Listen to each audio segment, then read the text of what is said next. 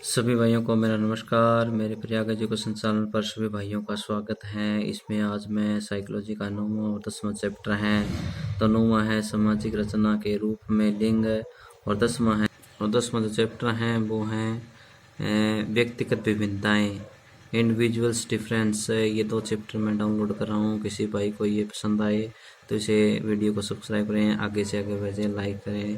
तो पहला क्वेश्चन है इसका। पहला प्रश्न है कि कक्षा कक्ष में शिक्षक और विद्यार्थियां किस प्रकार के जेंडर को डैश करते हैं। यह सीखने के वातावरण डैश। तो क्या है इसमें है कि रूपांतरित, पहले में रूपांतरित आएगा, दूसरे में को शुद्ध करता है।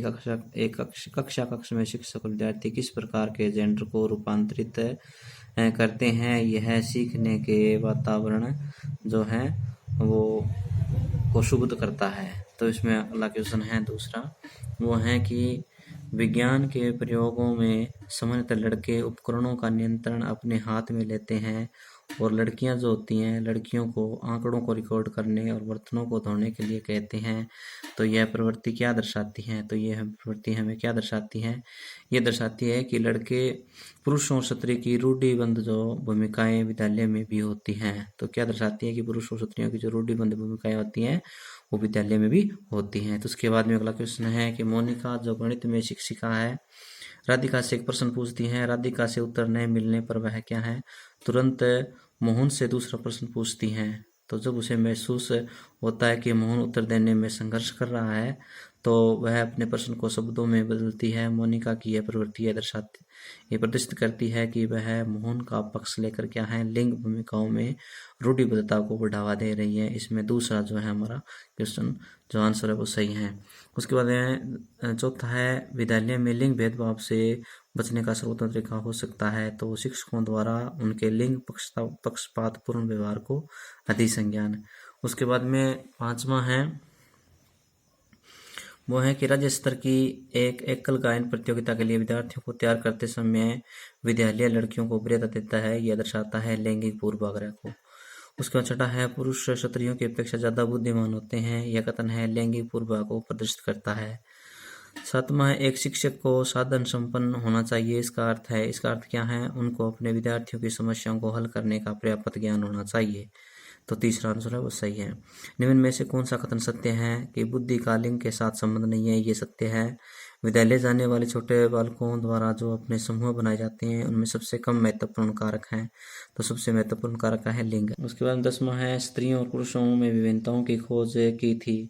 तो वो जो 10वां है, 10वें का तीसरा है मैकनेमर और टर्मन ने। उसके बाद 11वां है, एक अध्यापक को अपनी कक्षा में निम्न में से किस तथ्य को नकारना चाहिए। कि मैं किस तथ्य को नकारना चाहिए, छात्र छात्राओं के मध्य लैंगिक भेदभाव को नकारना चाहिए। उसके बाद में 12वां, निम्न में से क्या शिक्षा संबंधी लिंग भेद हैं। तो ये सभी हैं, आर्थिक स्थिति, शैक्षिक, सामाजिक, ये सारे हैं। तो शैक्षिक शिक्षा संबंधी लिंग भेद हैं। और जो 13वां है, शरीर संबंधी दृष्टिकोण व्यक्ति के विभिन्न अंगों के विकास में सामंजस्य और परस्पर संबंध पर बल देते हैं। यह कथन है। तो ये गैरिसन का है। किसका है, गैरिसन का।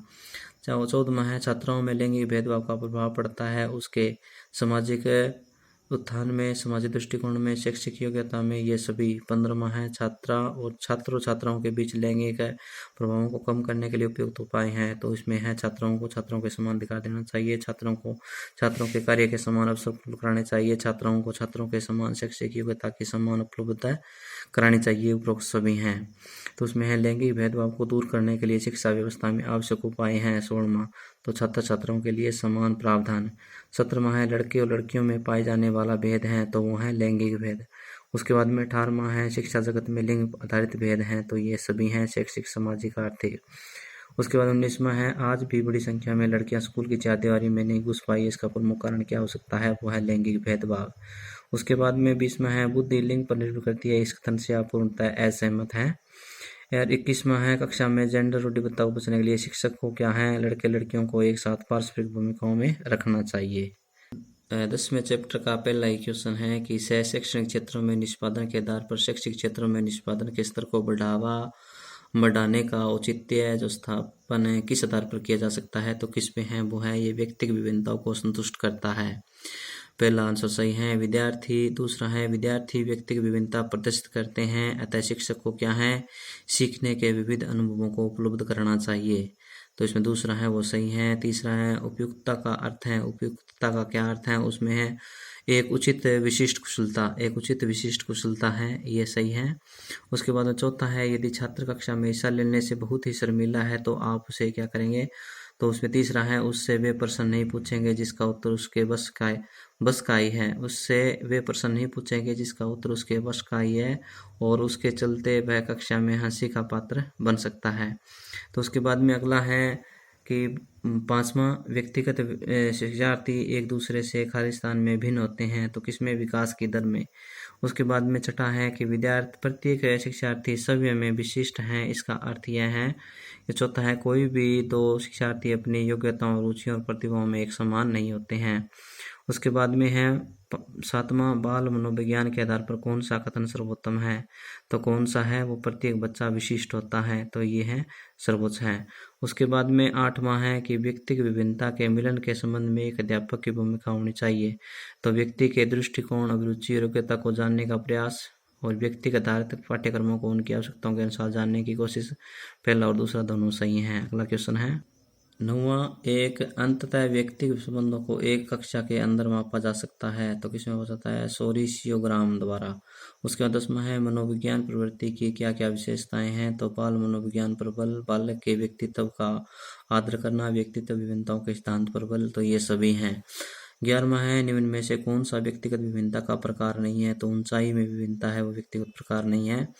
12वां है व्यक्तिगत विभिन्नता का प्रमुख कारण है। तो क्या है उसमें, वातावरण, आयु, वंशानुक्रम, ये सभी हैं, वो है व्यक्तिगत विभिन्नता का प्रमुख कारण है।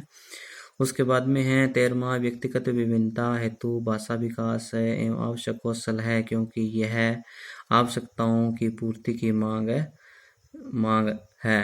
तो इसमें क्या आएगा, सामाजिक, शारीरिक, मनोवैज्ञानिक, ये सभी आएंगे।